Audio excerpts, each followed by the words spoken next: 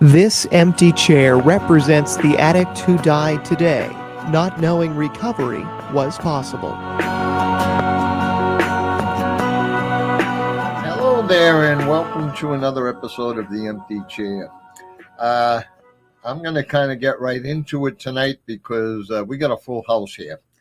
I'm fortunate enough to have three young ladies from Pegasus House, and what we're going to do is we're going to give each of them about 10 minutes, tell us a little about their story, and then we're going to bring the whole gang in. They're going to talk about the program. We love having your phone calls come in, but if you could just wait till the second half so I can give these ladies a chance to fill you in. And we're going to start with Lee, right? Yes. Okay. All right, Lee, start off. You said you were 21? Yes. And how old were you when you started experimenting with substance? I was maybe like 13. 13. Okay. And actually, that's just the norm. Mm-hmm. Anywhere from 12 to 15. Yeah. What did you start experimenting with? First I was like drinking a little because it was really hard for me to get in the environment that I was in. But then everybody was like smoking in school and doing edibles. So then I got into that. And then like the first time that I smoked, I was like, I'm going to do this forever. Like I already knew from then. Yeah. And then once I went into foster care, I had more access to it and I was drinking like all the time. Was that your drug of choice then down the road too? Or Yeah. it was? Yeah. Okay. And we were talking a little bit before, and you're kind of, I guess you would say you're the revolving door person from Pegasus. Yeah. This is your third go around there? Yeah, my third and my last. Yeah. Well, I sure hope so. Yeah. Tell me, now, when you the first two times when you relapsed, okay? Mm-hmm. Do you know what caused the relapse? Do you? I think just like not really taking anything from the program. I was kind of just being a robot, like a Pegasus robot. I was just doing what I needed to do because I know I needed to do it. I wasn't really thinking about a relapse because I was in such a safe bubble. But then when I got back, I was doing things that I thought I could do that I now know I can't do in order to keep my sobriety. So I just learned the behaviors and the people I've learned. My family is one of my biggest triggers, which I already knew, but I just thought, oh, like I can do this now. Yeah. But yeah, it was definitely a learning experience. So what makes you think that this time is going to be different? This time is going because you've only been back to Pegasus this time for 1 month, right? Yeah. Okay. I think this time is going to be different because I'm really taking my time. I'm not like worried about a phase or worried about the privileges or anything. And it's just the fact that no one knew that I was like drinking or using or anything, but until I was like, hey, I need to get into a detox. And they were like, really? Like, what's been going on? And I'm like, I talked to Donna. I got the spot. I need to go back. And they were like, okay. So it's just the fact that I held myself accountable and I took the initiative in my recovery to like come here. And that's one of the biggest things is you have to want it for yourself because my family was pushing me, but it wasn't enough to keep me sober. No. Yeah. I mean, they can help you to get started, but yeah, they did. They planted the seed. Yeah. So what kind of relationship do you have with your family now? Is it close or are you kind of on your own? Me and my aunt were like, she's in recovery as well. So she's the one who sectioned me the first time and got the whole, like I didn't know what a detox, a CSS, a halfway house was until she came along. And she just, she's really the only family member that I talk to.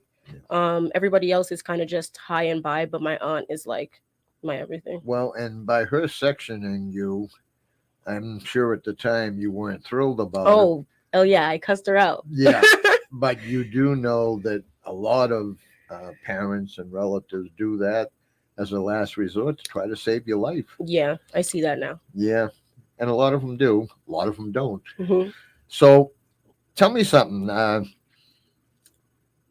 Hypothetically, let's say you really give it a go with Pegasus House, and you've been there as long as Kate. Now, by then, you're going to probably start having some goals of what your plans are after that. Do you have anything like what you would like to do with your future, work or whatever?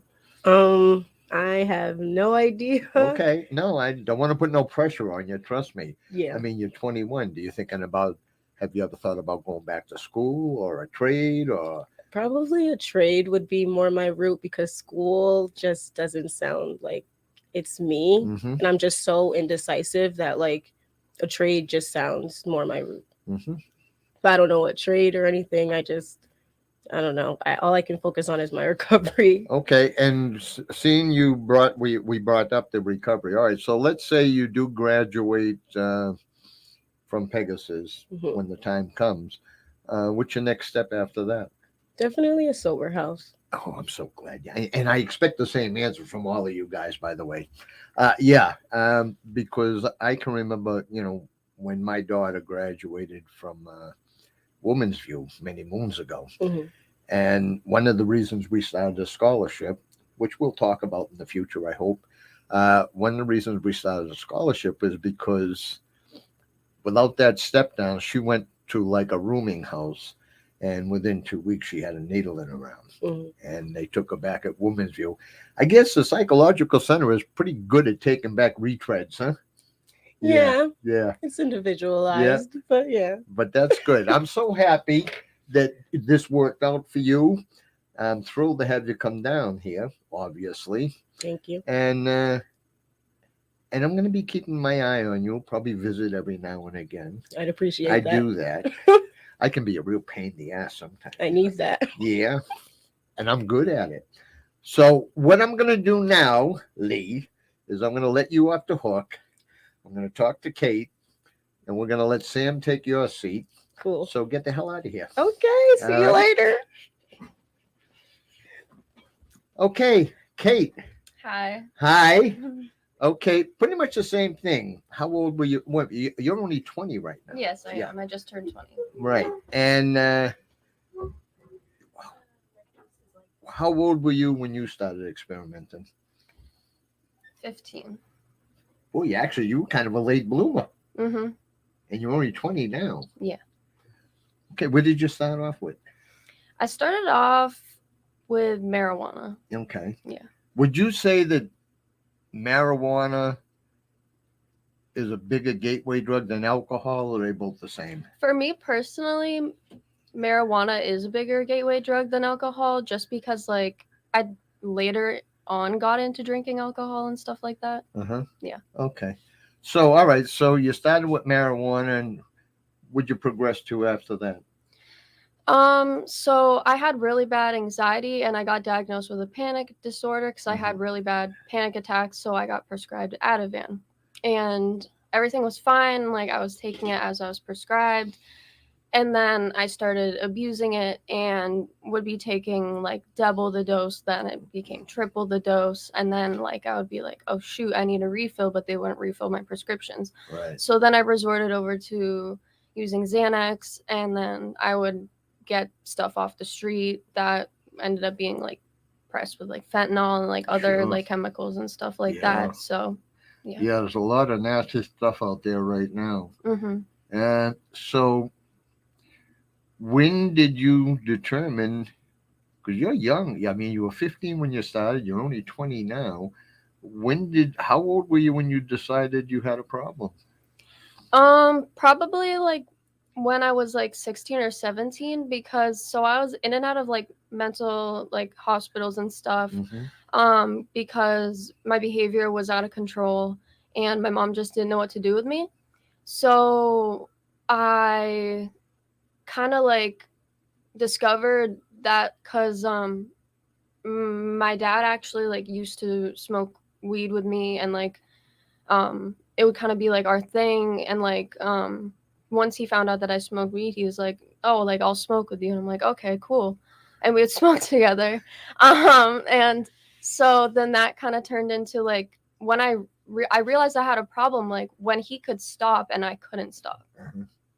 So Well, and it's got to be difficult when you have, like you do, a dual diagnosis with other mental illnesses to go along with, your addiction, which is also a mental illness. yes. So, I mean, even now, okay, I mean, how do you control, staying sober and still being on medications for your other disorders?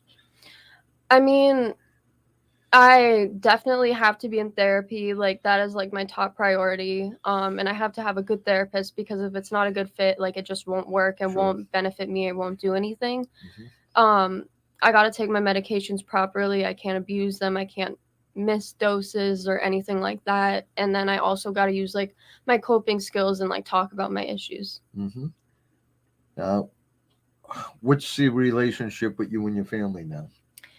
Pretty good for the most part. I lost a lot of like trust and like respect from both my parents Sure. and like I'm sure like other people, like my other loved ones in my family, like know about my addiction and like because some of them know where I am right now, Mm-hmm. which definitely hurts. But like like for the most part, like me with my mom will come visit me and my dad will come visit me. They just came and visited me for my 20th birthday, so it was really nice. Happy birthday. Thank you.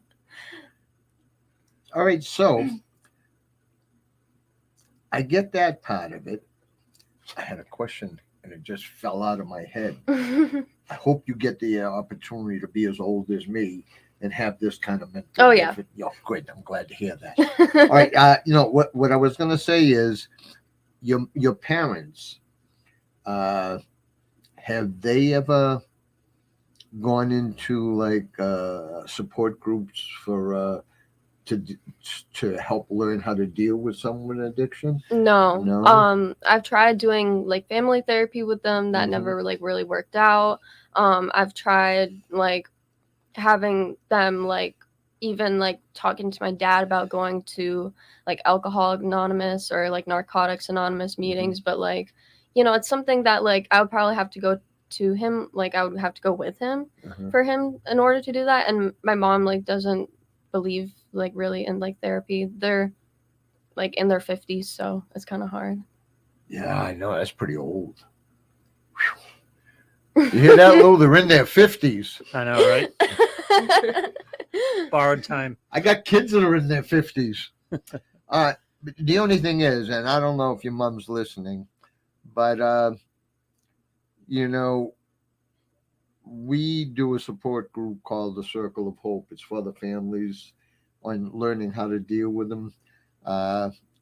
If I wouldn't have had that 20 years ago, I don't know how I would have ever handled it. Mm-hmm. But, it's something, it's something that they really should educate themselves on. Right.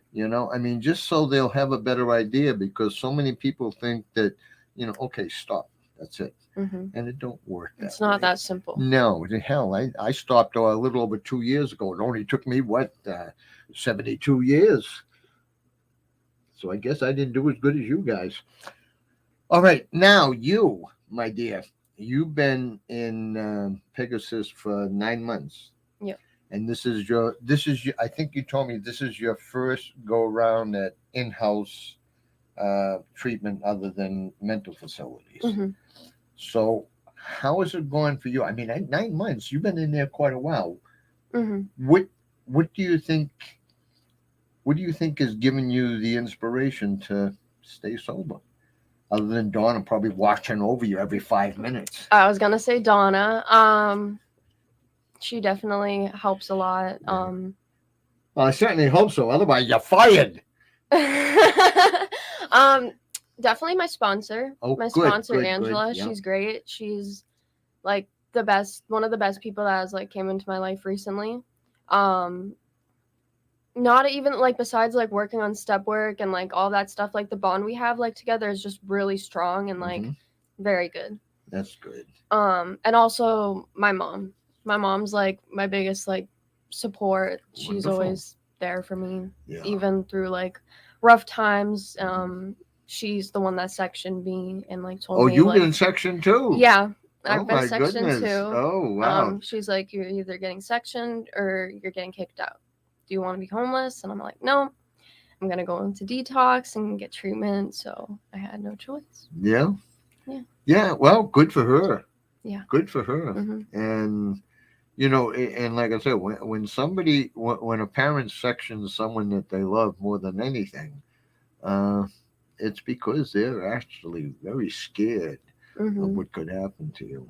Yeah. Now, you said you have a brother, Yes, I do. and a couple of years older than you. He's And 22. how's your relationship with him? It's good. We don't talk a lot, and I haven't seen him since like February, I believe. Mhm. I was supposed to see him for Christmas, but he had work, and like he works long hours now. He has a completely different life than me, Mm-hmm. completely different set of friends, and has never touched a drug in his life. Like Wow. he's amazing. Now, when you say completely, and I didn't get a chance to ask Lee this, but the friends you have now, I'm sorry, the friends you had back in your heyday, do you still have contact with them, or are they kind of like a distant memory? They're a distant memory. I mean, I kind of just like had to break it off because it's just going to hold me back and drag me back into, what I was doing before, and I don't need that in my life. Yeah, good for you. It's hard. I know. My daughter always tells me that she has two sets of friends: Mhm. the ones from her past that she keeps in her heart, and the ones that she has now, where they work with her in her recovery and support and so forth. Now, what about you? Do you have? I mean, where you have 9 months in there, I don't know how long before you'll be graduating, but it probably won't be too long. Like, well, I'm almost at 9 months. In February, I will be. So, like 3 more months. Uh-huh. Yeah. So, what's your plans other than the sober living home? To work full time, at least to start off with. Mhm. I probably plan on going back to school. Okay. I'm not sure of what I want to do for my career yet. Yeah. But I do have like a lot in mind and like really big plans for my Well, future. For all of you, Lee, Sam, obviously the most important thing is your recovery. Mhm. And I know some of the things that we always kind of taught was you have to be selfish. Yeah. Your recovery comes 1st. Mhm. So I'm glad you're here. And now I get to throw you out.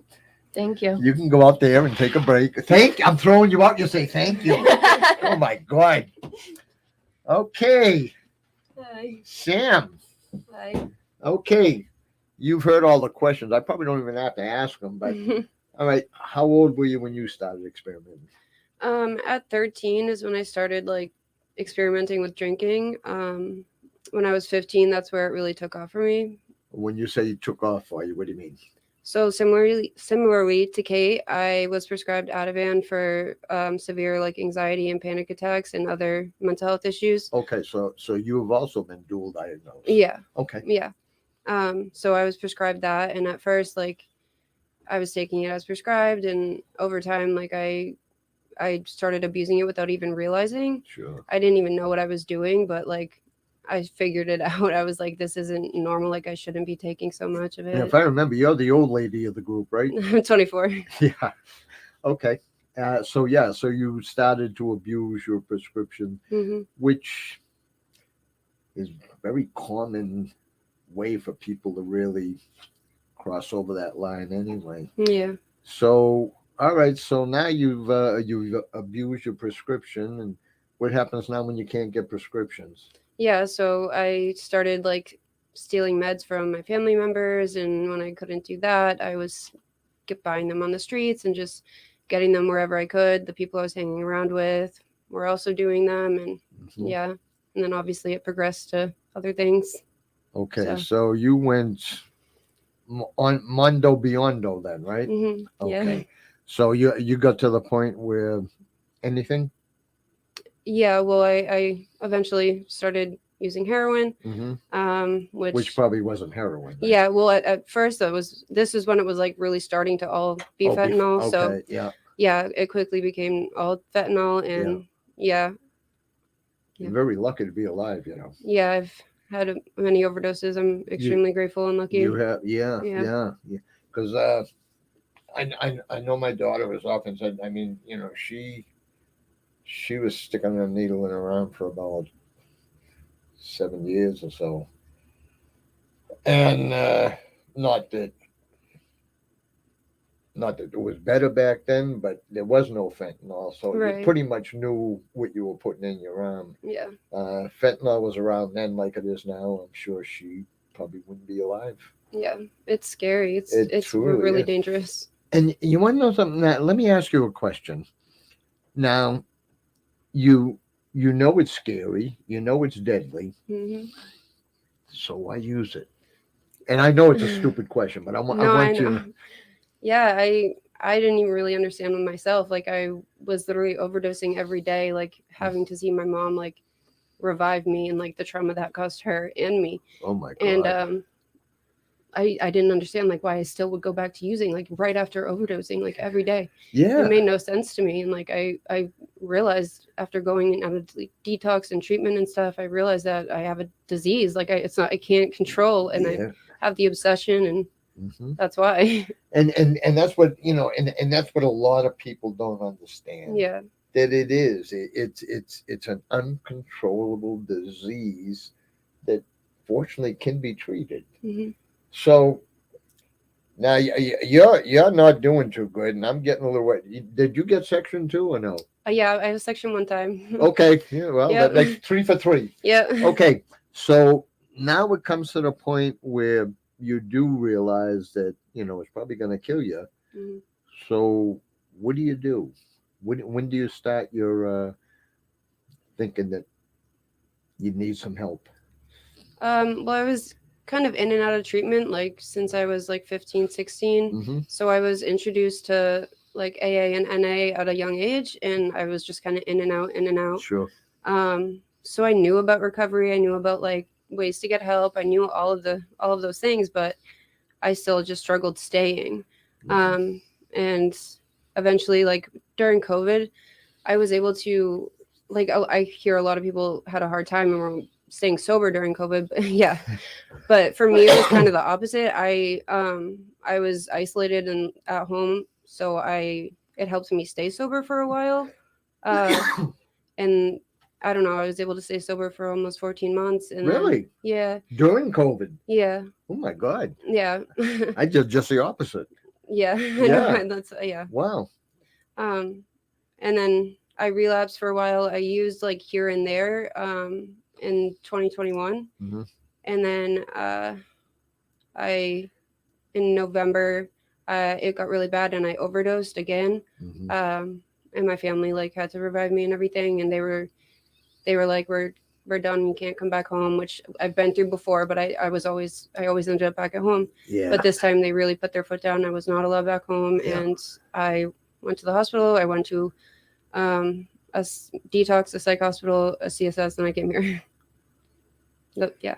And you've been at Pegasus how long now? So I originally got there on January 3rd of 2022. Okay. And I was there until Halloween. I had a graduation date and everything. I was almost done, and I ended up leaving on Halloween night and relapsing. I was out there for 2 days, and then I came back to the house 2 days later. And I was fortunate enough that they readmitted me. They saw that I was like completely surrendered and just done and like over this being my life. And like this time I'm like really taking it seriously. I'm doing all the stuff that I wasn't doing before that I know I needed to do, like all the inside work that I needed to do. So would you say that little slip during Halloween kind of helped you in a way? Oh yeah, absolutely. I learned a lot from it. Yeah. Relapse is part of recovery. Yeah. You're very lucky. And I'm so happy that they took you back for another go. Yeah, I'm very, very grateful. Yeah. So obviously you have a sponsor, and I guess you do a lot of meetings and so forth. Yeah, we go to now, meetings almost every night. Are you on medications for your other disorders or? I take an antidepressant and a Okay. sleeping med, but other than that, I came into the house on like controlled meds, like a benzo and a stimulant, and I was able to come off of those while I Well, was that's there. good. That's Yeah, good. so now I take like health medications and antidepressants. Okay. So that's good. And well, tell me that. And again, I didn't get to ask the other girls. What's the camaraderie at the house? You know, I mean, how many girls are there right now? We have 13 right now. It's Okay. pretty full. And how does it work? I mean, do the older ones kind of take care? I mean, the ones who have been there a while, do they kind of help the newer ones coming in, or? Yeah, so when a new client comes in, they are assigned a big sister who Okay. kind of like has been there for longer and knows the program and can help show them around and like teach them the rules and help them orient to the program. And yeah, so You really sound like you got it together. Thank You really you. do. And well, I'm trying. and the reason I say that is because you had such a long span, you know, in the house, getting ready for graduate and everything like that. Yeah. So obviously you were doing everything right, and for some unknown reason, you do those slips every now and again. Yeah. I mean, one of my favorite people I've worked with. I've worked with her for a lot of years, and the thing I'm so proud about her is every time she slips, she learns something. Yeah. And not that I want you to slip again, by the way. Do you have any idea what you think you might want to do? Hopefully, once this is all behind you.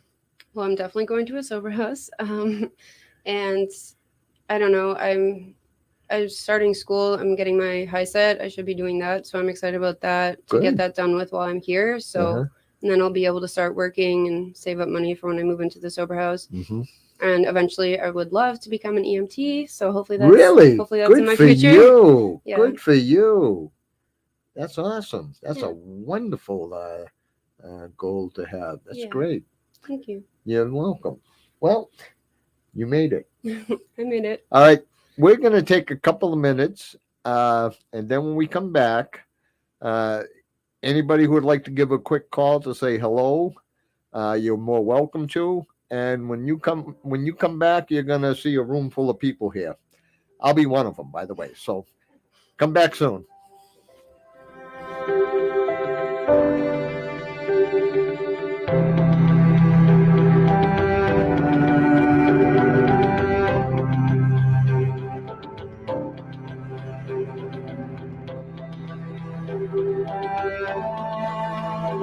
Haven of Hope is a faith-based 12-step recovery home for women seeking a loving and structured lifestyle to help them persevere over addiction. Our sober living house offers women an opportunity to gain life skills, coping mechanisms, and personal growth so they may return to their home or working field as productive members of society. Haven of Hope's approach is based on fostering a structured, faith-based life with a core component being the 12 steps from the book of Alcoholics Anonymous, for with God, all things are possible. Contact Haven of Hope at havenofhopemethuen.org or call 978-258-3982. That's 978-258-3982, or visit us at 82 Union Street in Methuen. Hi there. My name's Phil Lahey, and I do the Empty Chair show here. And as much as Fran and I have enjoyed doing this show, our real passion is with where it all began, the Circle of Hope, my support group for the families of addicts. I learned a long time ago that dealing with an active addict is just too difficult. So we invite you to join our group, the Circle of Hope. Give me a call, 978-886-2949, and you'll see our banner on the show anyway. And give me a call, find out what it's all about. You know, if you don't think you're ready to sit into a group, Fran and I always invite people over to the house, and we sit down, have a one-on-one, and we talk about a plan you'll have to set up, how to deal with someone in active addiction, or just give you a chance to vent. So, I mean, if you or someone you know has dealing with someone in active addiction, reach out, give a call, take the first step. I promise you that it won't make it easier, but once you understand what it's all about, you'll be able to deal with it a little bit better. So again, 978-886-2949. Just ask for Phil. I'm always available 24/7. Thanks, and we'll see you on the empty chair. Bye-bye.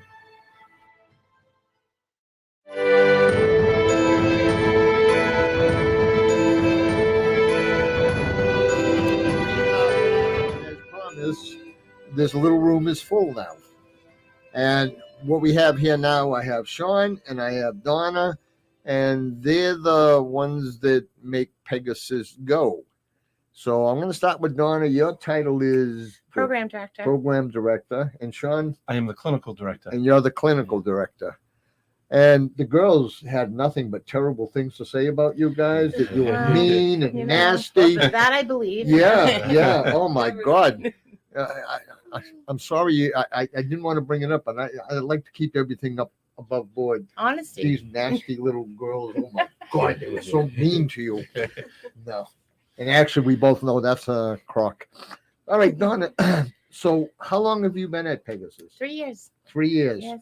And tell me, because I know we talked when I came over and visited early in the week, but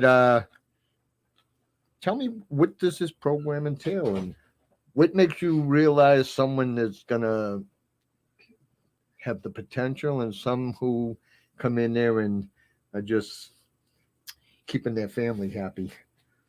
You don't initially. We welcome. The door's always open for any young lady who wants to live. Yes. And we're there. It's a passion.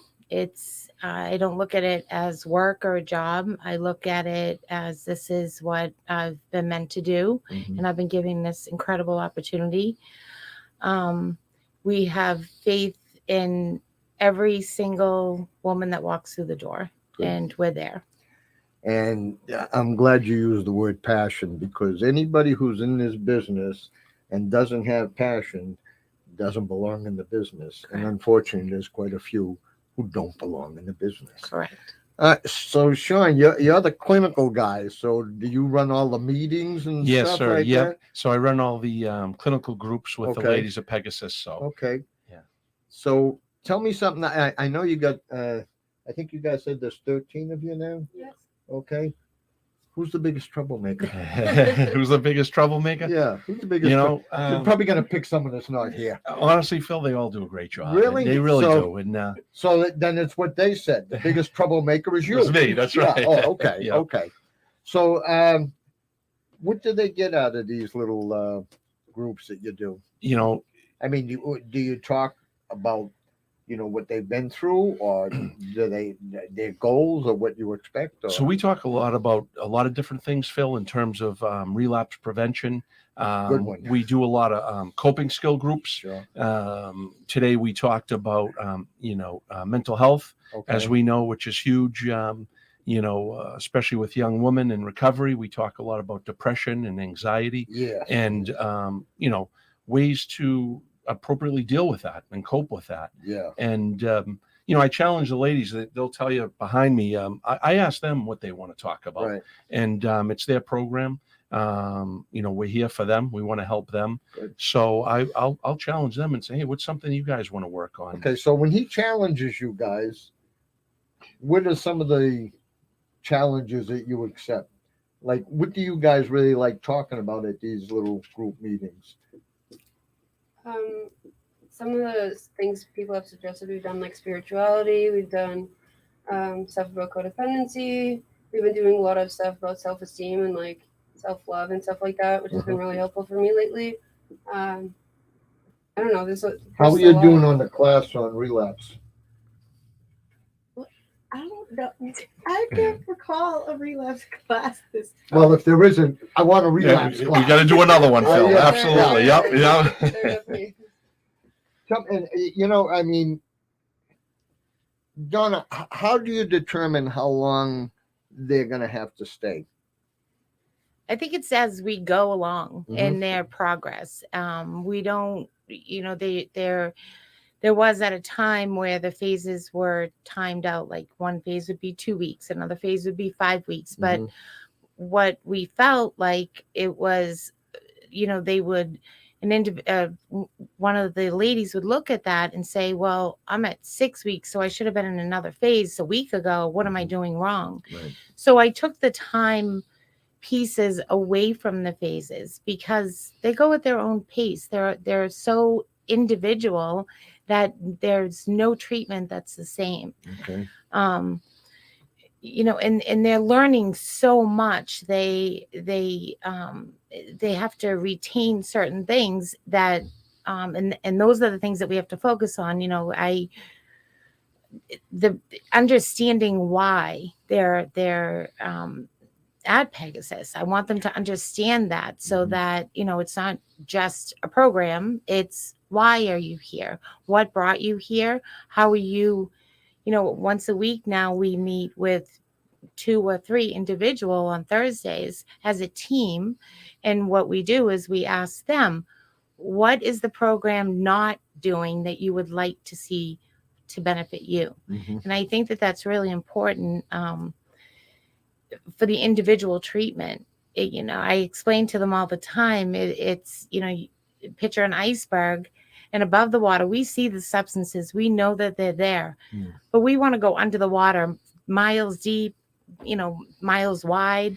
We want to find out why the substances are above the water. Why that's the key piece. Okay. And they have to understand that. All right. Let me ask you a question. Now, I know, because we talked, I know you've had some wonderful successes, I have. but I'm sure you've also had some that have either left or you've had to ask to leave. So I can honestly, I generally don't discharge. I generally don't administratively discharge. There's different steps that you can take. Safety for, the resident, safety for their peers, safety for us. That's different. But I thank God I have not run into that. Oh, really? I have had, against our advice discharges, but we can't work the recovery. And that was a big lesson. And that my supervisor taught me 2 years ago, was you can't work their recovery harder than them. We can guide them, but we can't work harder. Well, I'm gonna guess one of your fears, or both of your fears, would be that if, I don't want to call them a bad apple, someone who's not working the program as they should can influence some of the ones who Absolutely. Absolutely. So we try and find out the root of that. So we take them in again individually. We take them aside and we try to,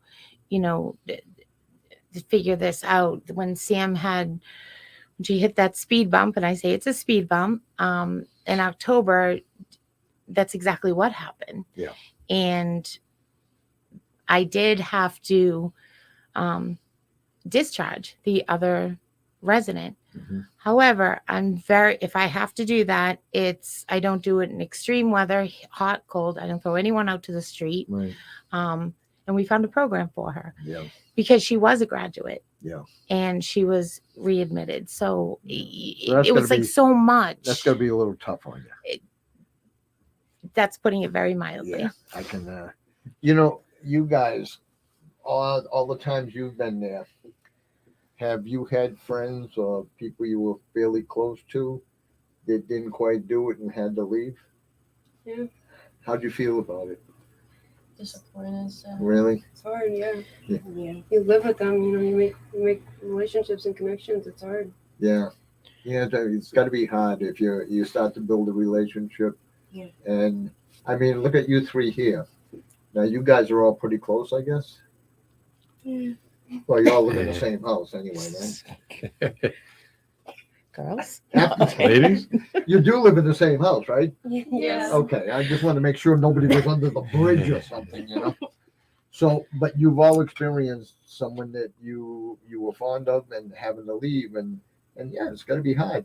Do you ever say, "Oh shit, I hope that don't happen to me"?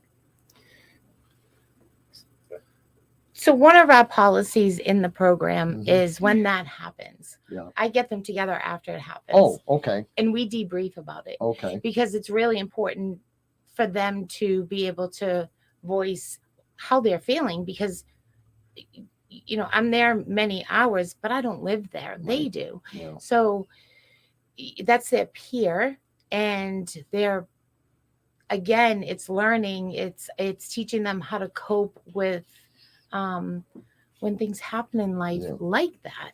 So I want to hear what they have to say. Yeah. I sit on the floor, we talk about it, we That's a wonderful idea. Yeah. It's kind of processing. when these Yeah. schools have these tragedies or whatever. Yeah, they bring them all in and try to get things off their chest or whatever like that. So that's a wonderful idea. Yep. So tell me something. What do you see for the future of Pegasus House? Oh, I see so much. I see more beds. I see More just, beds you would know, be nice. I Karina and I have been that's what our biggest goal is, just because there are so many out there that need us and that need to know that they're worth it. And, they're worth the time to sit on the floor, talk to them, find out where they're at, because I think that's what makes Pegasus, because we do take that time. It's not always easy, but I say, I last night I was in the kitchen with them, I have taught them how to do laundry. It's life skills. It's learning.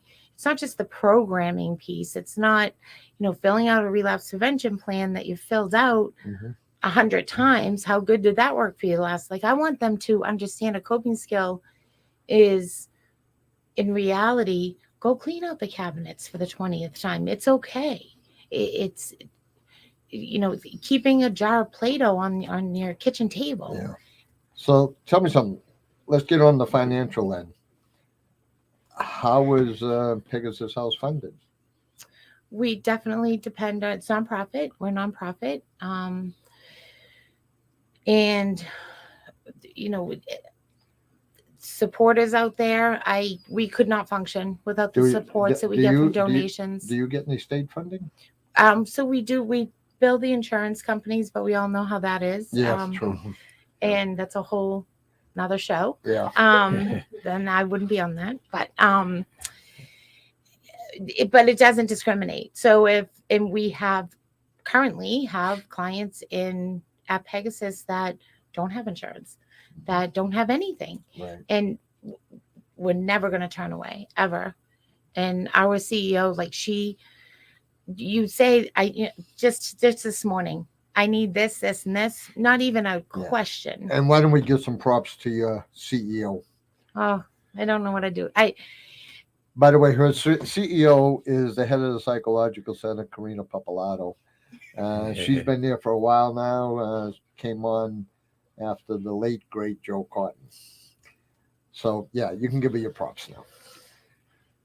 Well, she knows this way, how I feel. This way, we'll make sure you keep your job knows. too. No, she knows. And and yes, I know that she is listening, but even when she's not around, it's picking up the phone, and it's the psychological. I've worked at many places, and I'm not just saying this. I say it all the time. We're a team. She's the CEO. I'm the program director. Sean's the clinical director. But those are titles. That's not who we are. So. Oh, actually, Karina just mentioned they do get some funding from DPH. Okay. So, I don't do that. No. I just do the insurance. No. So you get a little boost from the state, not as much as it should be, unfortunately. No, like I said, the donations that come in, Pegasus, we're very fortunate because our basement we call it the thrift store. So one of our ladies comes in, from jail and has the clothes on their back. Their big sister can take them downstairs and they can get a whole wardrobe, jewelry. We welcome them with a welcome basket, all the linens, everything that they makeup, everything that they need. Yeah. And if we don't have it, Karina will get it. Good. Yeah.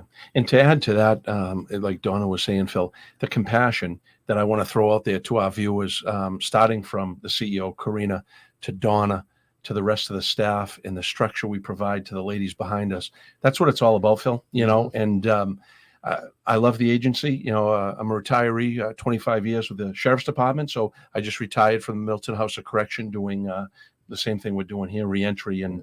And so for the viewers, we offer a ton of structure, support, compassion. And I got to tell you, Phil, we're the best in the state as far as I'm concerned in terms of treatment. So it's not just about filling beds. It's about helping people. Sure. And, there's nothing better than to see the woman behind me smile every day and go through some of the stuff that they're going through. And, it's just a great place. And I do know the structure is incredible, which is why, as you told me, you highly recommend to the point of insisting that they do the step down to a sober living home. Absolutely. And it is, and there's not a choice. Yeah. They need that because they can't go from a structured environment like we are. I mean, by the time they get to graduation, it's still structured, lifted a little bit, and then just out there. Yeah. So now I know at Woman's View, at least when my daughter was there, after a few months they could go out and get a job part-time. Do you guys still have? Are you any of you guys working? Kate just started. Kate's. Did you? Yeah. Where are you working at? Market Basket. That's, you know what, Market Basket. But and I want to give them props. Market Basket hires a lot of people in recovery. I know my daughter worked there for I think almost 10 years. But they take you in, and that's great. What Market Basket you at? North Andover. North Andover. That's what you told me that. Are you on the register, or are you bagging, or you're on the register? Of course you are. I'd be bagging. Now you guys ain't working yet? No, we were at one point. We'll get there. Yeah. I know you. Well, that's right. Kate, for her age, she's the old timer, right? Yeah. Me. I'm 24. No. When I say old timer, for- time spent there. Oh, yeah. Without a She blip. got us beat. Yeah. Without a blip. That's great. Now, do part of their wages go back to the house or no? No, they go to the aftercare safe. So they're all required to, case management will assist them in clearing any bank issues that they may have from the past. Banks are really, really good with us. Oh, wow. Good. And case management works really closely with them on that. And then they have to open a bank account. We have a budgeting group. So by the time that they do graduate, they know how to budget. They do all the meal planning so that they budget the grocery list. Sure. So it works. So, and it's not just about recovery and learning about recovery, but there's also regular everyday skills that, like a budget and whatever like that. Absolutely. It's not just recovery from the drug use. Right. It's more importantly, how are you going to live a healthy life outside of Pegasus? Well, the truth be told, any fool can get clean. Correct. But if you don't change the attitude, you're not going to stay clean too long. Correct. True, yeah. All right, I'm going to let you talk about something I know you'd like to talk about. Why don't you describe one of your graduations?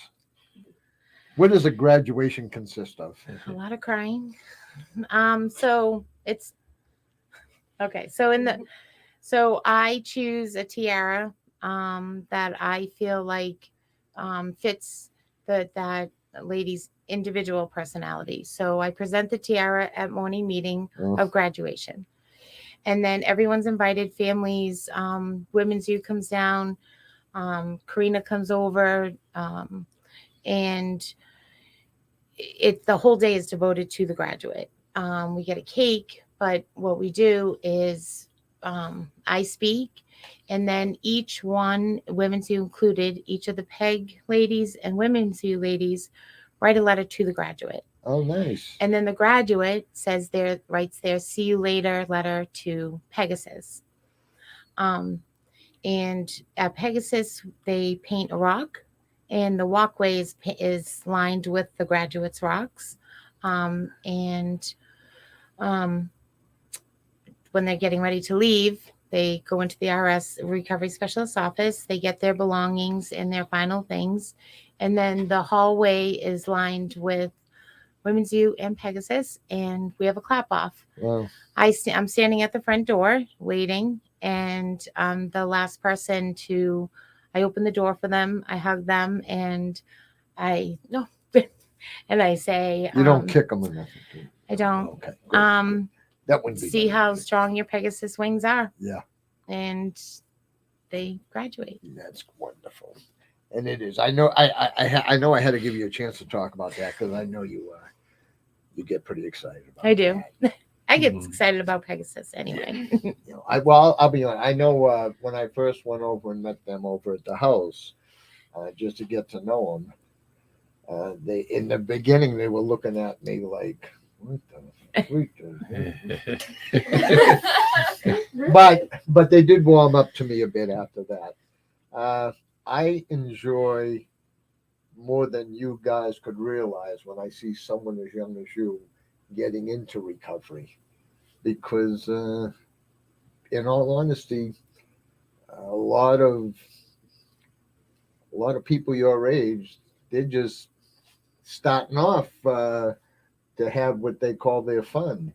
And for you guys to do it at such a young age, I commend you, and you should be very proud of yourself and keep being proud of yourself. So tell me something, whichever one of you want to speak. Sean and Donna, what kind of impact do they have on you individually? I mean, you obviously trust them. So how is it, what do you think they contribute that helps you in your recovery? Donna is like, I feel like she said it herself, like she didn't have a Donna when she was in recovery. And if everybody had a Donna, then I don't know, she just gives that tough love. And anything she does is coming from a place of like, she wants to see you thrive. Mm-hmm. And she might make you cry sometimes.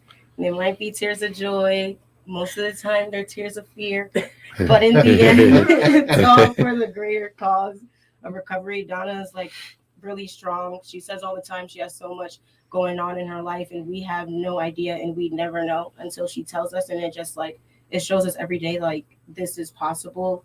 And I want to have like her clean time. I want to be able to just like live life on life's terms and not, feel like I have to use when something good happens or something bad happens. And Sean is just good stuff. Real good stuff. He's just so positive that it's almost like, is this for real?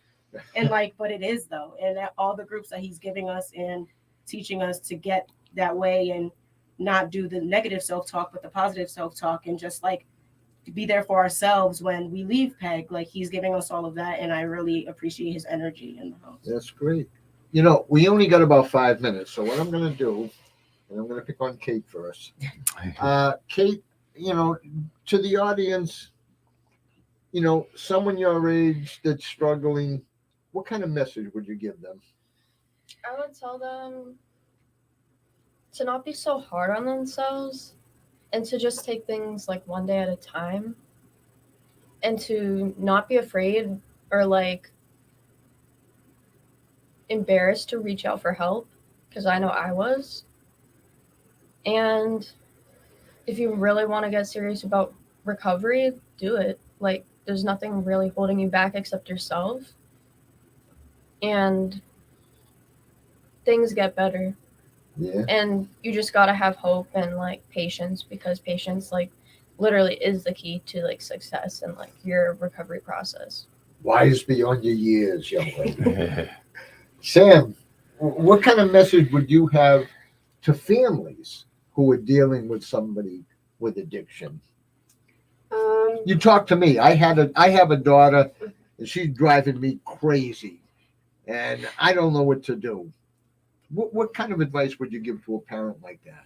I think a big part of it is education, like learning about why the whoever it is struggling with the addiction, and why they're not stopping or can't stop. Like a lot of it is just educating yourself and understanding like what's happening with them and trying to see from like where they're at. And I don't know, I would say that there's support groups that you can go to, and like, yeah, I don't know. Yeah, and I'll tell you, the key word you said was education.